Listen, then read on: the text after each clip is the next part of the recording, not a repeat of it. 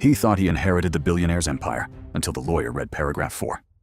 My name is Ethan, and for 20 years, I was just the adopted orphan living in the shadow of the wealthy Harrison family.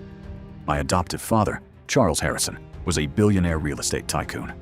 While he loved me like his own son, his biological son, Julian, and his greedy second wife, Victoria, treated me like absolute garbage.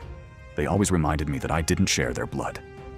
But 3 days ago, Charles suddenly passed away under mysterious circumstances, and the claws finally came out. The morning after the funeral, Victoria and Julian didn't waste a single second. Julian walked into my room, threw my suitcase on the floor, and spat on my shoes. He looked at me with cold, arrogant eyes and said, "The party is over, orphan. My father is gone, and this entire mansion belongs to me now. Pack your cheap clothes and get out of our house before I have security drag you out." Victoria stood at the door, laughing, holding a glass of champagne, as if they had already won the lottery. I didn't argue. I packed my bags, my heart heavy with grief for the only man who ever loved me. But just as I reached the grand iron gates of the estate in the freezing rain, a black limousine pulled up. Out stepped Mr. Vance, my father's lifelong personal attorney. He looked at my suitcase, frowned, and said, "Ethan, where do you think you are going? The reading of your father's final will is about to begin, and your presence is legally mandatory." We walked back inside the grand hall.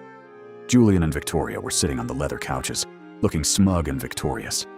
Julian smirked and said, "Vance, just read the papers quickly so we can kick this garbage out permanently."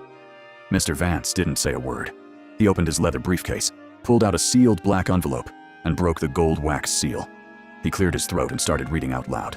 Victoria leaned forward, her eyes gleaming with absolute greed. Mr. Vance read, "To my wife Victoria and my biological son Julian, I leave a total sum of $0. Due to your secret bank transfers and your negligence toward my health, you are officially disqualified from my estate." Julian jumped up, screaming in rage. "This is a lie! This will is fake! Who gets the money then?" Mr. Vance looked directly at me, smiled, and turned to paragraph 4. "The entire Harrison empire, worth $3 billion, belongs solely to my true son, Ethan." Victoria collapsed onto the marble floor, her face pale as a ghost. Julian fell to his knees, crying and begging me for forgiveness, claiming they were just joking earlier. But the game was already over. I looked at the estate security and said, "Take their keys, escort them outside the gates, and make sure they never step foot on my property again." Within minutes, the sharks were out on the street, and the orphan they despised was now the sole king of the empire.